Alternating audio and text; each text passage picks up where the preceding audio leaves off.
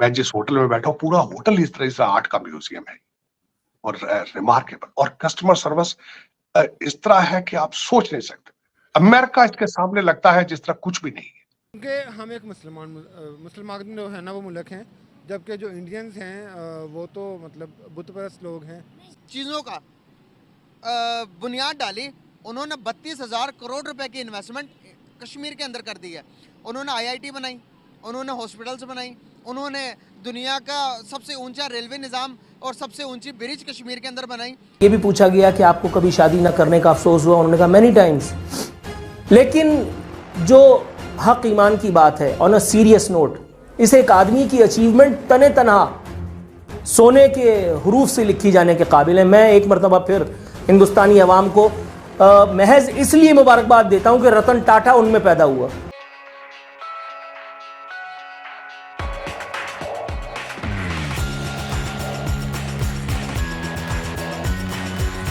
Sir क्योंकि सारी दुनिया से लोग आते हैं ना, हमारे यहाँ तो लोग डरते हैं आते हुए सिक्योरिटी रीजंस की वजह से, तो जाहिर इनका बिजनेस ही नहीं।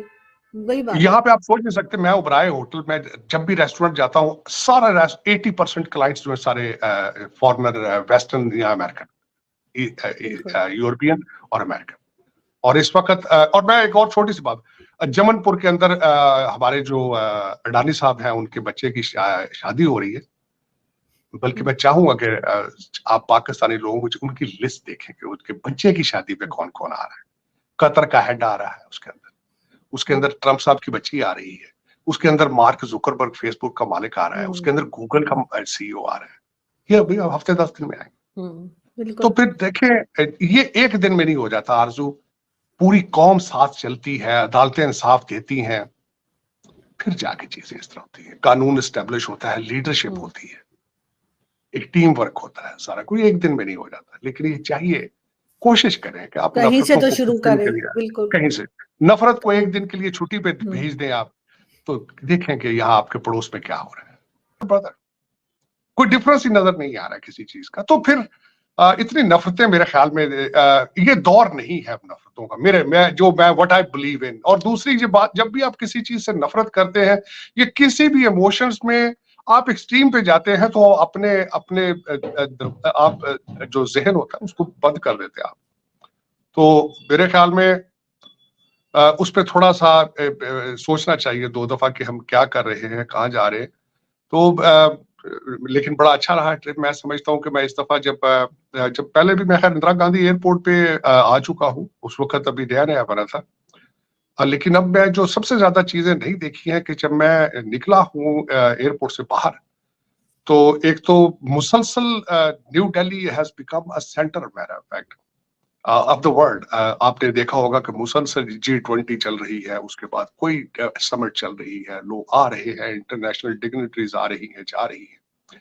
तो उसकी वजह से, बल्कि मैं कुछ दोस्तों के साथ बैठा था, उन्होंने कहा कि जब से एशिया गेम हुई है उसके बाद जो नए होटल यहाँ पे खुले, नई बिल्डिंगें जो बनी, जो चीजें आ रही हैं, उसके बाद मुसलसल, और इस G20 के बाद भी नए होटल बन रहे हैं। बल्कि मैं वाज शॉक्ड, यहाँ पे किसी होटल के अंदर कमरा खाली मौजूद ही नहीं था। मेरे साथ हम 4-5 दोस्त हैं जो ट्रेवल कर रहे हैं, यहाँ से हम इंदौर भी जाएंगे, पंजाब भी इकट्ठा जाएंगे। तो मुख्तलिफ होटलों में हम लोग ठहरे हुए हैं, सिर्फ इसी वजह से कि देयर इज नो रूम।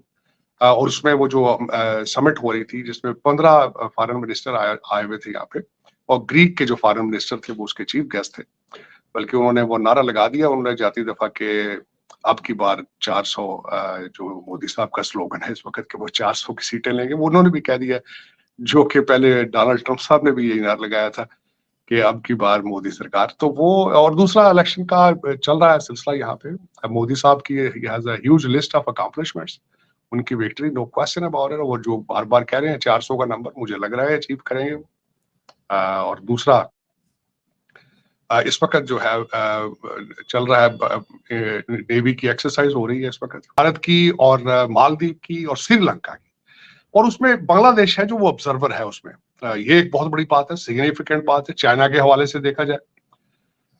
फिर उसके बाद जो इस वक्त खबरें आ रही हैं, देखा जाए तो आज़रबाईजान आपसे जहाज ले रहा है, पाकिस्तान से खरीद रहा है, वो एक नई खबर है। आपकी गवर्नमेंट एस्टेब्लिश हो रही है, आप $6 बिलियन आप मजीद IMF से ले रहे हैं।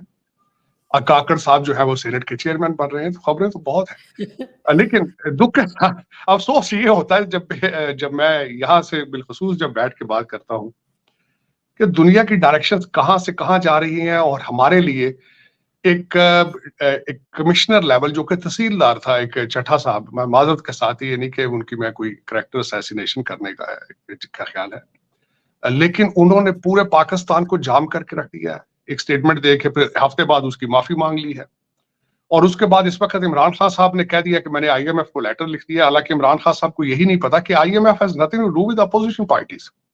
वो तो स्टेट को पैसे देते हैं, स्टेट से वापस लेते हैं। आप कौन होते हैं उनसे बातें कम्युनिकेट करने वाले? खान साहब को अभी तक यही नहीं पता चला।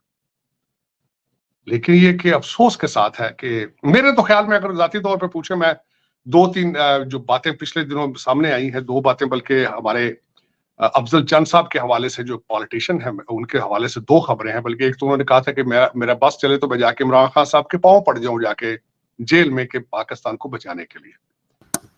तो दूसरा, जब चंद साहब की बात हो रही है तो फिर उन्होंने अगले दिन एक नया इल्जाम लगाया कि 5 करोड़ रुपया मांगा गया उनसे इलेक्शन जीतने के लिए। ये भी खबर है उसमें। आज जो मैं उनका बहुत फैन हूँ, शबर जैदी साहब का, very outspoken, very blood spoken speaker, very sincere Pakistani. उनकी एक स्टेटमेंट, उन्होंने कहा कि अगर चाहिए तो ऐसे कि जरदारी साहब और शहबाज शरीफ साहब दोनों को चाहिए अडयाला जेल जाके खान साहब को साथ लेकर एक जॉइंट गवर्नमेंट बनाए। यूनिवर्सिटीज बनाई, क्या कहना चाहेंगे? हमारे लोग तो कहते हैं दिखावे के लिए कर रहा है। नहीं, मैं ये समझता हूँ कि हमारा और इंडिया का अगर कंपैरेटिव मुवाजना किया जाए तो इंडिया हमसे बहुत आगे इस चीज़ों में, ठीक है। और लेकिन जैसा कि आप कह रहे हैं, वैसे मैंने आज की न्यूज़ देखी नहीं है। अगर उसने ऐसा कोई इनिशिएट लिया है तो वो तो बहुत पॉजिटिव है।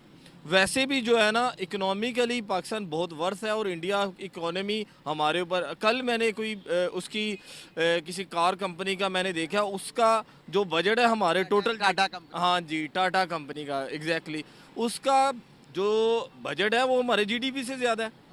उसकी एक कंपनी हमारे पाकिस्तान, पूरे पाकिस्तान से ज़्यादा, यानी कि 41 बिलियन डॉलर्स हमारी इकोनॉमी के जो रिजर्व है, हमारी टोटल इकोनॉमी के जो वर्थ है, और इंडिया की जो एक company Ratan Tata company 365 billion dollars की है। जी, अंदाजा लगाएं आप। नहीं, वो ऑब्वियसली मैंने कल से हिसाब लगाया कि उनकी एक कंपनी पूरे पाकिस्तान को मतलब रन कर सकती है, इन पोजीशन है, ठीक है। अभी तो एक कंपनी की बात की है तो लाखों करोड़ों रिलायंस है वहाँ पर, मुकेश अंबानी की कंपनीज हैं, बिरला है, और बहुत सारी कंपनीज वहाँ पर है। जी, मेरा अगर इस पॉइंट से देखा जाए, लेकिन जैसे आप बता रहे हैं कि उन्होंने अगर इनिशिएट लिया है कि सबसे हाईएस्ट रेलवे ट्रैक बनाया है या उन्होंने ब्रिज बनाया, तो ऑब्वियसली एशिया को तो वो बेनिफिट है। मतलब जो आदमी सेल्फ सेंटर्ड नहीं है, जो आदमी पूरी उसने एक वीडियो में बताया कि मेरे वालिद और मेरी वालदा दोनों का इंतकाल कैंसर की वजह से हुआ, और हमारे यहाँ इंडिया में उसने कहा कि कैंसर के मर्ज से शिफायाबी के लिए कोई इतना बेहतरीन इंतज़ाम नहीं है। और उसके हवाले से फिर उसने कैंसर रिसर्च के लिए भी कुछ जो है वो फिलैंथ्रोपिक एक्टिविटीज़ को जो है वो टारगेट किया। और मतलब व्हाट एल्स यार। सारे के सारे। इस्लाम पहले था या हिंदुइज्म ज़्यादा पहले पुराना धर्म?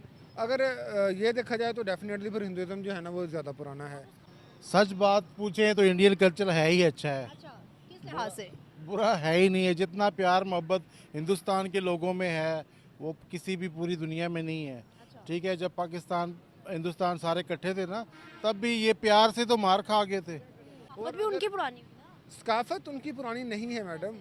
सकाफत इसलिए पुरानी नहीं है कि सब कुछ जो है ना वो जब इस्लाम का नाम लेते तो जो है ना वो एक बिल्कुल जो है ना वो नया रूप आ जाता है।